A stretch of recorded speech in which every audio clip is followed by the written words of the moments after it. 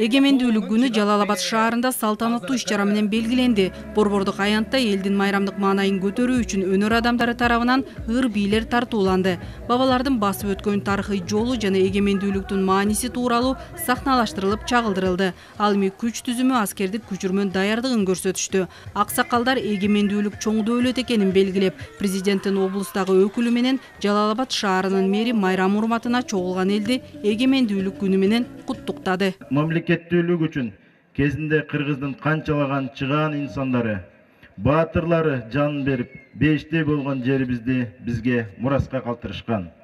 Ар бирибиз эгемен өлкөдө жашап жатканыбызга сыймыктанып, эгемендүүлүктүн маанилүү жана бай жеткис экенин келечегибиз болгон жаштарга жеткирүү биз үчүн ыйык милдеттердин болуу керек.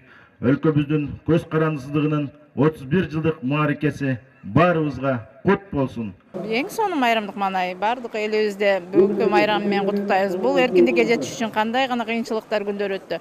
Ушул күн кандай гана ата бабаларыбыз кетти. Ошолордун не дейбиз эми, аларга рахмат, эли журтубузга тынччылык болсун, аманчылык болсун, майрамдары кут болсун. Бүгүнкүдөй күнүбүз ачык, элибиздин маанайлары дайыма жакшылыктарда болсун.